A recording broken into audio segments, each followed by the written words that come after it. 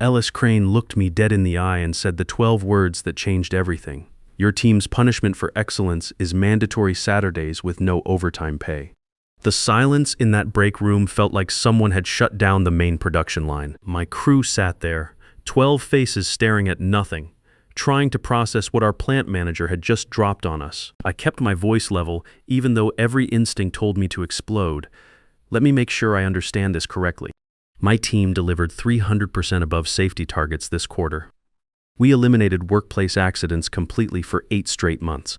We saved this plant $2.1 million through process improvements and equipment modifications, and our reward is mandatory 6-day work weeks with no premium pay. Ellis adjusted his tie, that cheap polyester thing he thought made him look important. His wedding ring caught the fluorescent light as he tapped his clipboard against the metal table. That's correct, Wade. Consider it a learning opportunity. Your team clearly has capacity we haven't been utilizing properly. My name is Wade Garrett, and at 48 years old, I've spent 22 years in manufacturing. Started on the floor at 26, worked my way up to senior operations director through sheer determination and keeping people safe. I've seen plenty of plant managers come and go, but Ellis Crane was something special. The kind of special that makes good workers quit and safety records mysteriously disappear. Ava Rodriguez, my quality control supervisor who'd missed her daughter's high school graduation to complete our biggest efficiency project, raised her hand like we were in some corporate classroom. I'm already putting in 55 hours a week, monitoring the new inspection protocols. How exactly am I supposed to add another 10 hours without compromising quality standards? Time management, Ellis replied without looking at her. Maybe fewer smoke breaks. That hit wrong. Ava hasn't touched a cigarette in 15 years, quit when her dad died of lung cancer. Everyone in the plant knows that story. Felix Thompson, my maintenance engineer who hasn't taken vacation in 3 years because he's too worried about equipment failures, pressed his palms against the table. This doesn't compute standard protocol rewards teams that exceed targets. We didn't just exceed, we revolutionized this plant's entire safety approach. 0 OSHA incidents, 0 worker compensation claims, 0 equipment downtime due to safety shutdowns. Ellis sighed like he was explaining basic arithmetic to children. Consider it a necessary adjustment for plant-wide morale. Your performance has created tensions with other departments. Second shift, supervisors are complaining about unrealistic expectations. Tensions, Nova Stevens, our safety coordinator, looked genuinely confused. We've been sharing our protocols with every department for months. Training sessions, documentation, equipment modifications, everything we've learned. You're making the other shifts look bad, Ellis said bluntly. Plant harmony matters more than standout performance. The board wants consistency across all operations. The decision is final. I watched my people deflate like hydraulic lines losing pressure. Knox Taylor, who'd worked double shifts when his dad was in the hospital, never missing a safety check.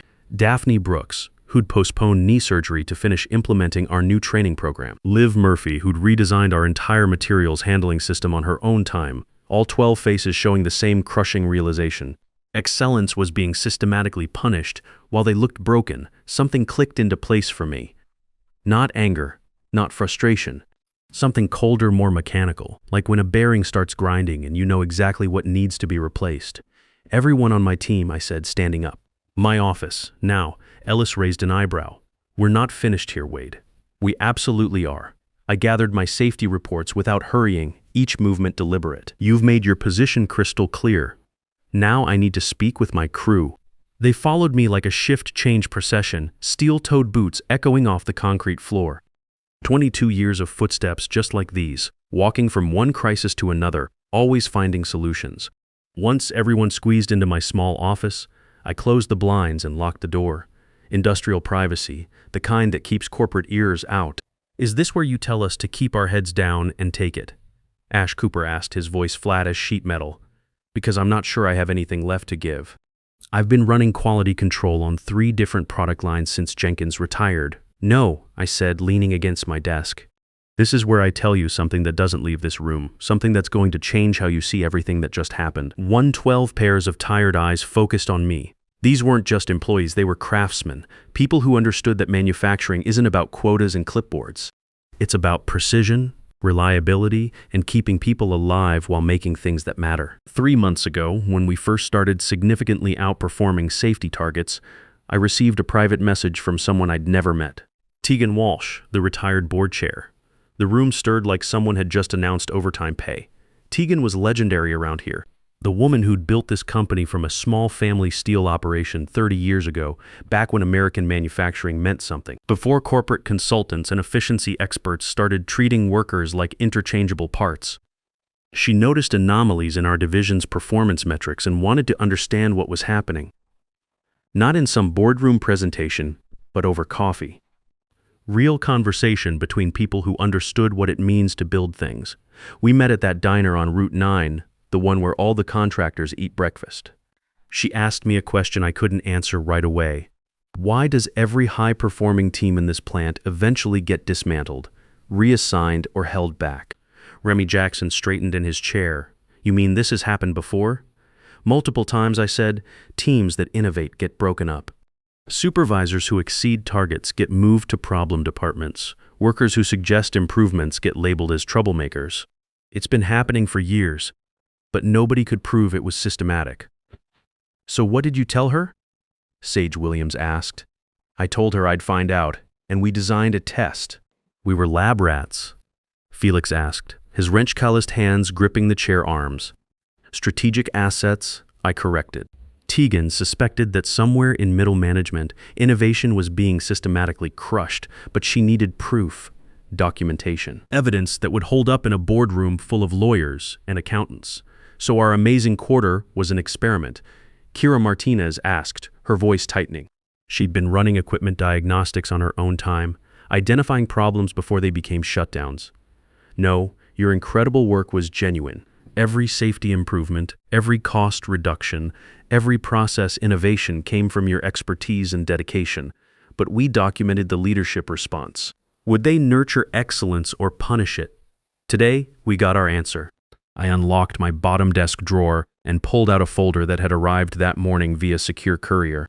Federal Express, signature required, return address from a law firm in Columbus. This isn't a pep talk about persevering through tough times. This is an exit strategy with a guarantee. You're quitting? Finn O'Connor's voice cracked. He'd been working maintenance schedules around his daughter's soccer games for 3 years, never missing critical repairs. I'm evolving, I said, and I'm inviting all of you to join me. The folder contained something I'd never seen in 22 years of manufacturing. A fully funded autonomous division proposal, backed by Tegan herself, with positions for my entire team at 35% above our current salaries. Not promises or projections, signed contracts with equity stakes. She's creating a specialized manufacturing division to develop what this plant keeps squashing. Advanced safety systems, predictive maintenance protocols, quality control innovations. She wants proven performers who understand that excellence isn't a threat to be managed. The energy in the room transformed from defeat to cautious electricity, like when the main power grid kicks back online after an outage. What's stopping the same thing from happening there? Sage Williams asked, always thinking 3 steps ahead. She'd redesigned our entire logistics flow to eliminate bottlenecks, saving thousands in transport costs. Ownership structure, I explained. We'd each hold equity stakes, and the operating agreement has specific protections against penalizing high performance. Plus, we'd be developing systems for external clients, not just internal politics. Vale Anderson, who'd been silent until now, looked skeptical. She ran process engineering like a Swiss watch, every variable measured and optimized. Why didn't she just fix the problem here? She's on the board. Corporate culture is harder to change than worn bearing assemblies, I said. The board sees quarterly numbers, not daily operations. They know something's wrong because innovation keeps stalling, but they can't identify the exact failure point. Tegan realized it would be faster to extract the talent and rebuild than to repair what's corroded here. This is a lot to process, Liv Murphy said, rubbing her temples. She'd been managing materials flow with mathematical precision, never a shortage or surplus. I understand this isn't a decision you make during a lunch break. Take the weekend, read the proposal, ask questions, talk to your families, but whatever you decide, keep this confidential until we move forward. As they filed out, thoughtful but shaken, Felix lingered behind. The man could diagnose equipment problems by sound alone, Fix things that other engineers said were impossible. You knew this was coming, he said quietly. That's why you've been so calm lately, taking notes during every meeting, backing up documentation. I suspected Ellis would escalate, but I needed to see how far he'd go, and if they'd rewarded us instead of punishing us, we would have stayed and built something amazing here. I shrugged, checking the pressure gauge on my desk compressor out of habit. Ellis made the choice for us. The weekend passed in a blur of phone calls and kitchen table conversations. Manufacturing families don't make decisions lightly. These are people with mortgages, kids in college, retirement plans tied to pension funds. You don't just walk away from 20 years of seniority because your boss is an idiot. But by Sunday night, something remarkable had happened. Monday morning, 10 of my 12 team members confirmed they were joining me. 2 couldn't risk the change. Knox had his dad in assisted living medical bills that required steady insurance. Ash was 2 years from full retirement benefits. I respected their decisions and promised to help them transfer to other departments where they might avoid Ellis's retaliation. Then I submitted 10 resignation letters simultaneously at exactly 8 a.m. Ellis's reaction was immediate. An emergency meeting was called within the hour. Conference room B again, the same place he'd delivered his punishment speech just 3 days earlier. Whatever they've offered, I'll match it, Ellis said, his usually composed face now flushed red as a temperature warning light. Name your price. Overtime premiums, shift differentials, safety bonuses. I studied him carefully across that metal table. It's not about money, Ellis. It's about recognizing excellence instead of punishing it for political convenience. This is about the workload adjustment, isn't it? That was just a motivational technique. Ellis backpedaled faster than a conveyor belt in reverse. Of course, there would have been bonuses eventually. Performance reviews, advancement opportunities. Eventually, I repeated, letting that word hang in the air like diesel exhaust. That's exactly the problem. You had a team delivering record safety performance, and your first instinct was punishment for making others look bad. When Ellis learned where we were going, desperation turned to raw anger. The kind that makes equipment operators dangerous around heavy machinery, a subsidiary. That's corporate sabotage, he hissed. Actually, I replied, keeping my voice level. It's the natural consequence of telling top performers their problems rather than assets. He leaned across the table, voice dropping to a whisper. The board will never approve this subsidiary. I'll make sure of it. I have relationships with every department head, and that's when I smiled for the first time in days. A genuine smile that made Ellis pull back like he'd touched a live wire. They already have. Unanimously. Turns out watching a division increase performance 300% only to be punished for it made quite an impression on people who understand manufacturing. His face drained of color like coolant from a cracked radiator. Yesterday's meeting was confidential. Not from board members, I replied. Tegan attended virtually through the conference system, heard every word of your punishment speech. Every dismissive comment about capacity utilization and plant harmony. Ellis gripped the table edge, knuckles white as fresh primer. You recorded that meeting? That's against company policy. Nobody recorded anything. Tegan was already monitoring operations quietly, watching how middle management handles top talent. She's been doing it for months, learning why innovation keeps stalling in departments that should be leading the industry. The realization hit him like a press malfunction. Every time he'd taken credit for our innovations, every instance of undermining safety improvements, every dismissive comment about worker suggestions, all witnessed by the woman who built this company from nothing. This is a misunderstanding, Ellis stammered, sweat beading on his forehead. I was implementing strategies from the Leadership Development Program, managing resources according to corporate guidelines. Which program suggests punishing excellence to maintain mediocrity?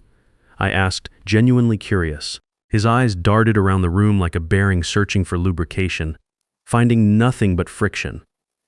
2 weeks' notice is standard. I expect proper project transitions, complete documentation handovers. Remy cleared his throat. Our contracts only require 1 week for voluntary separation. We'll be thorough, but we're not staying 2 weeks to watch you dismantle everything we built. Ellis stood abruptly, chair scraping against concrete. I'll be speaking with legal about this arrangement. Don't expect this transition to be smooth. After he stormed out, the 10 of us looked at each other across that conference table, the magnitude of what we'd done settling in like settling dust after a controlled explosion. What now? Daphne asked, voice steady despite the tremor in her hands. She'd been training new hires on safety protocols for 6 years, never lost a single person to preventable accidents. Now we prepare for Ellis to prove exactly why we're leaving. I said, he won't make this easy. I wasn't wrong. The next 7 days became a masterclass in workplace sabotage. Access permissions mysteriously disappeared overnight. Safety documentation we needed for transition vanished from servers. Files we'd created over months simply wasn't there anymore when we logged in. Security started escorting us to bathrooms like we might steal proprietary secrets about toilet paper inventory. Badge readers that had worked for years suddenly couldn't recognize our cards.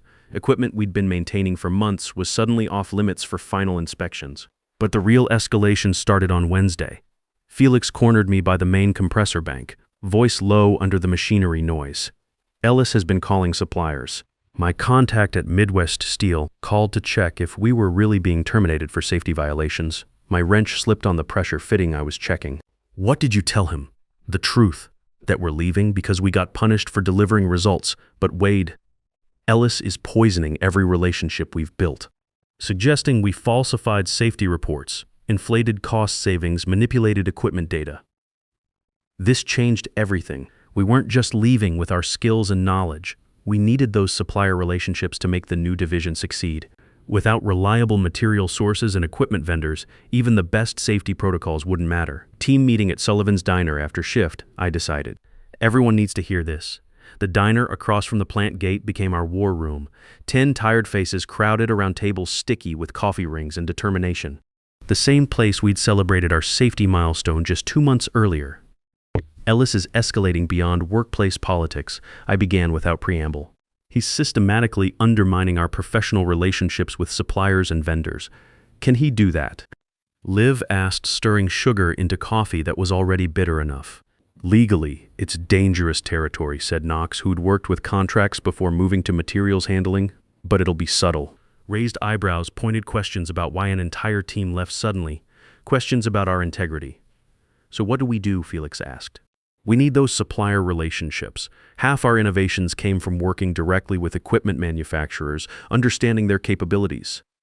We adapt, I said. Ellis thinks manufacturing runs on relationships, not performance metrics.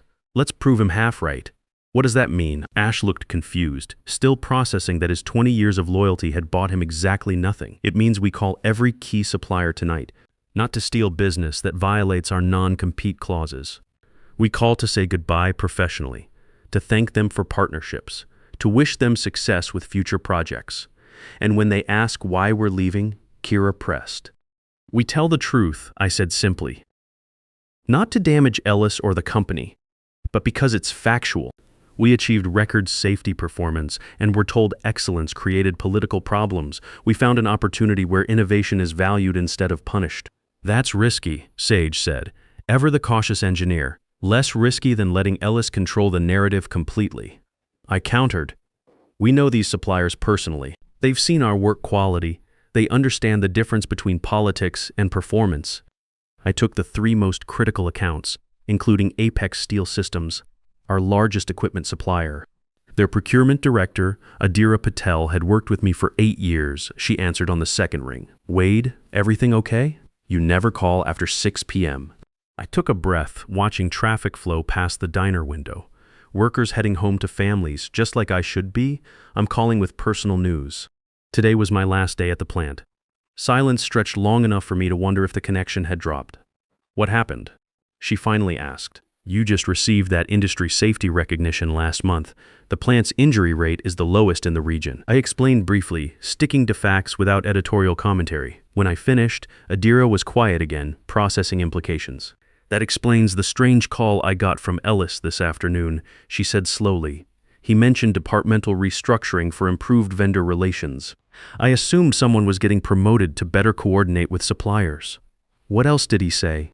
That your team was being redistributed to optimize vendor partnerships, that we'd be assigned more experienced contacts.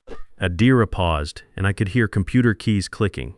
He strongly suggested your group couldn't handle the complexity of large-scale procurement relationships. Despite expecting this, hearing confirmation felt like a punch to the gut. 22 years of building trust reduced to corporate character assassination. Where are you going next? Adira asked. I hesitated. watching a maintenance truck pull into the plant parking lot. I can't solicit business directly, but I can tell you I'm joining a new manufacturing division with most of my team. Interesting, she said. Very interesting. Ellis is visiting tomorrow morning to introduce my new contact person. Perhaps you and I should have breakfast before that meeting. By midnight, similar conversations had played out across 3 counties. 6 suppliers had requested meetings with us before committing to their new plant contacts. It wasn't poaching if they sought us out first. The next morning as I headed to meet Adira, my phone rang with an unfamiliar number. Is this Wade Garrett? Yes. Who's calling? Julian Pierce. Board of Directors, we need to meet immediately. My coffee turned to acid in my stomach. May I ask what this is regarding? Ellis has filed formal complaints accusing you and your team of supplier theft, corporate espionage, and violation of non-compete agreements. These are serious allegations, Mr. Garrett. They're also completely false. I said, pulling over to focus on the conversation. That remains to be determined. The board is convening an emergency session at 11 a.m. Your presence is required. The board meeting felt like walking into a foundry furnace. 12 stern faces lined the massive conference table, with Ellis seated at one end wearing a satisfied smirk like he'd just solved a complex engineering problem. Julian Pierce gestured to an empty chair at the opposite end. Mr. Garrett, thank you for joining us on short notice. I nodded, scanning the room. Tegan was absent. My one ally, nowhere to be seen. We've received disturbing allegations, Julian continued, sliding a folder across the polished table. Mr. Crane claims you and your team have violated multiple contract clauses. I opened the folder. Inside were printouts of call logs, meeting schedules, and supplier emails, all highlighted and annotated to paint the worst possible picture. Ellis claims you orchestrated systematic supplier defection. Julian explained that you used confidential information to solicit business for your new venture. I closed the folder carefully. That's categorically false. You deny contacting suppliers after hours last night? Ellis interjected, leaning forward like a prosecutor. I don't deny calling suppliers to inform them of my departure. That's professional courtesy, not solicitation. And these breakfast meetings scheduled with 6 major suppliers. Ellis pushed a printed calendar across the table. Just coincidence? Those meetings were requested by the suppliers after learning of my departure. Ellis laughed, a sound like grinding metal. You expect the board to believe they spontaneously requested meetings without any prompting from you? Yes, I said simply. Because it's the truth. Julian cleared his throat. Regardless of who initiated contact, these meetings create the appearance of impropriety. With respect, I countered, informing suppliers of departure and accepting their invitations doesn't violate contract terms. Our non-compete prevents actively soliciting business for 12 months. It doesn't prevent suppliers from seeking us out. Ellis's smile faltered like a machine hitting resistance. She's manipulating language to justify theft of company relationships. What relationships have I stolen? I asked directly. Supplier contacts, proprietary processes, team members. Ellis replied. Supplier relationships don't belong to the company. I said evenly. They're built on trust between individuals, and people aren't equipment to be owned and transferred. Nora Fleming, the finance director, leaned forward. Mr. Garrett, while your point about relationship ownership has merit, the timing appears suspicious. 10 resignations submitted simultaneously, followed by immediate supplier outreach. I understand how it appears, I acknowledged, but consider our perspective.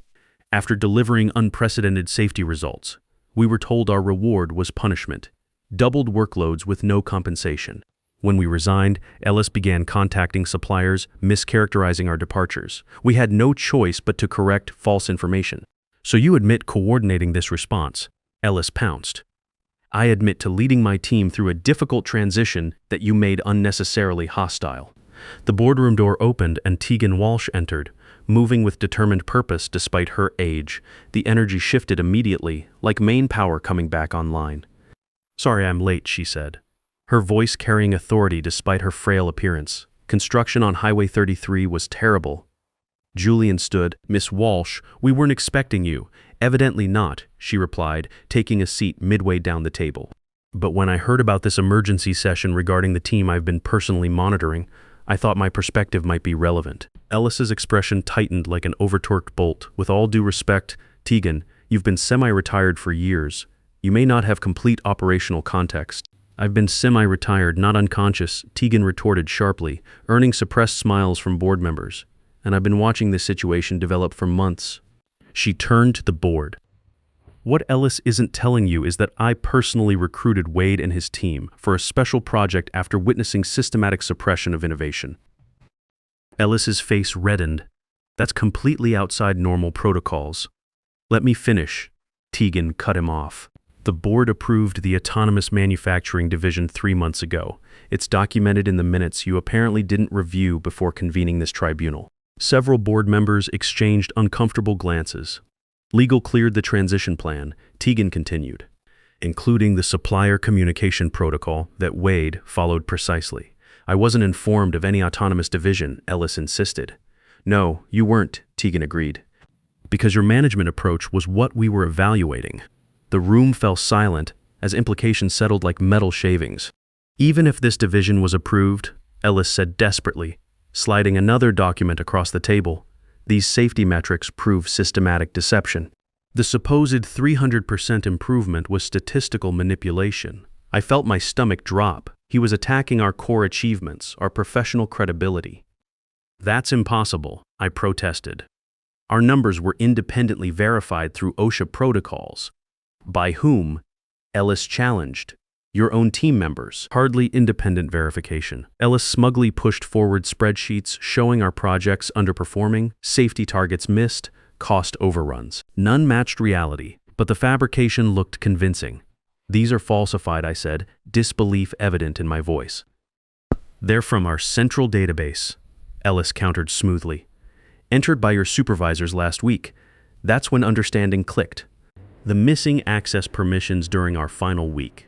The mysterious system maintenance that locked us out of safety dashboards. Ellis hadn't just been delaying our transition. He'd been rewriting history. Tegan studied the documents with engineer's precision. These don't match reports I've reviewed with respect. Ellis said, you've been seeing summary presentations. These are raw operational data. Board members looked uncertainly between us. Without access to original documentation, how could I prove systematic falsification? My phone vibrated. A text from Felix. Check email immediately. I glanced down to see dozens of incoming messages with attachments. May I respond to these allegations with evidence? I asked Julian, who nodded reluctantly. When our team noticed unusual system activities last week, we became concerned about data integrity. Each supervisor independently archived all safety documentation, supplier correspondence, and performance metrics. Not company property, just personal work records. Ellis's confidence wavered visibly. That's impossible under our security protocols. Actually, it's encouraged backup procedure, I said, connecting my laptop to the projection system. The employee handbook specifically recommends maintaining personal work documentation. I projected a side-by-side comparison, Ellis's doctored reports versus our archived originals, complete with authentication timestamps and system logs. These records show actual safety metrics, I explained, scrolling through irrefutable evidence. More importantly, they show exactly when and how official records were altered this week. The temperature seemed to drop. Board members leaned forward, expressions hardening as they realized the manipulation attempt.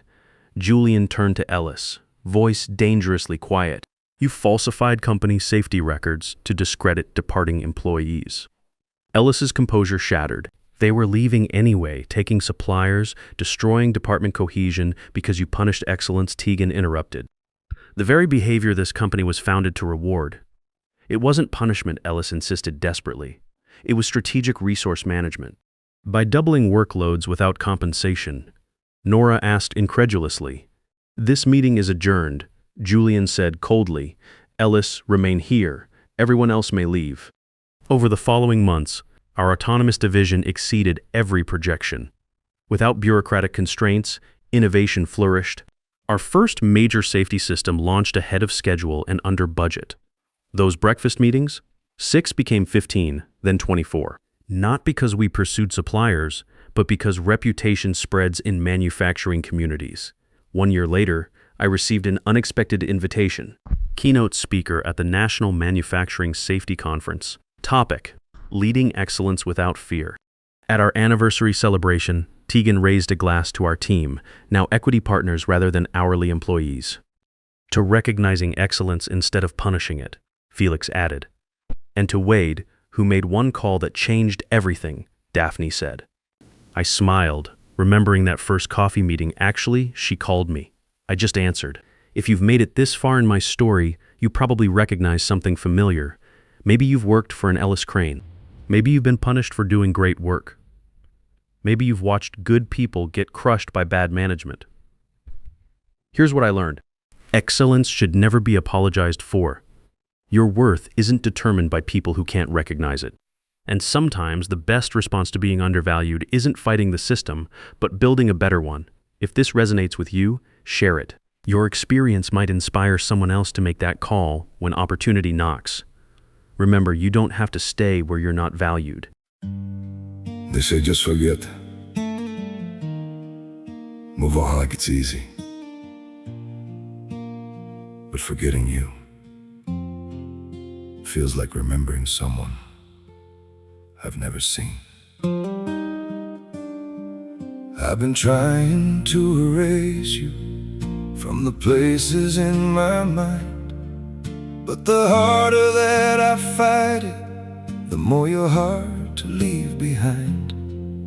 Every memory keeps slipping through the cracks I try to close, like a face I should remember, but somehow never know. Forgetting you feels impossible, like chasing something I can't hold, like trying to remember someone that I've never even known. I keep reaching through the silence for a past I can't undo, 'cause letting go of what we had feels like losing something true. Every moment turns to fragments, every thought just fades to blue, like I'm searching for a feeling that still only leads to you. Forgetting you feels impossible, like chasing something I can't hold, like trying to remember someone that I've never even known. I keep reaching through the silence for a past I can't undo, 'cause letting go of what we had feels like losing something true.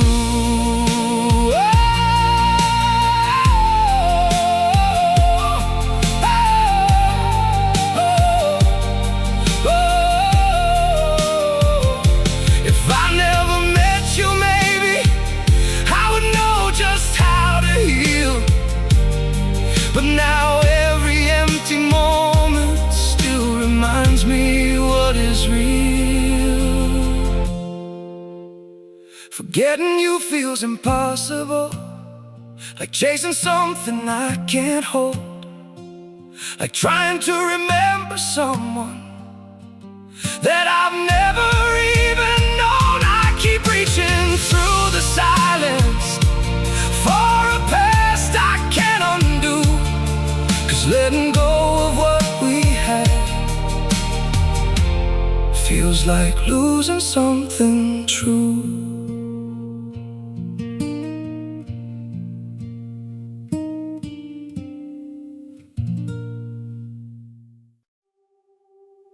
I'm freezing, I'm bleeding, slowly fading away. But don't worry, I'm fine.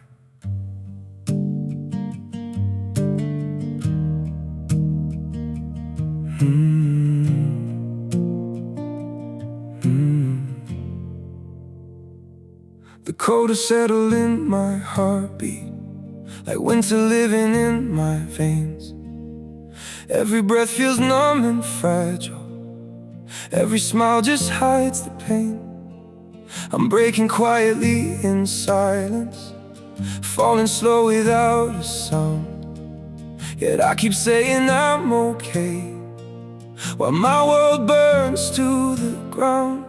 I'm frozen here, I'm bleeding slowly, dying piece by piece inside. But I still whisper, it's alright.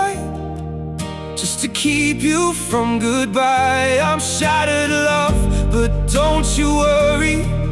I'll pretend till my last breath. Even while my soul is fading, I'll say everything's okay. Maybe pain just learned to live here. Maybe sorrow feels like home. So I wear my wounds like armor and survive them all alone. I'm frozen here, I'm bleeding slowly, dying piece by piece inside. But I still whisper, it's alright, just to keep you from goodbye. I'm shattered, love, but don't you worry. I'll pretend till my last breath. Even while my soul is fading, I'll say everything's okay. If you ever see me smiling, know it's just my last defense. 'Cause sometimes love means hiding how much you're suffering. No, I'm frozen here, I'm bleeding slowly, dying piece by piece inside. But I still whisper, it's alright, just to keep you from goodbye. I'm shattered, love, but don't you worry. I'll pretend till my last breath. Even while my soul is fading, I'll say everything's okay. It's okay.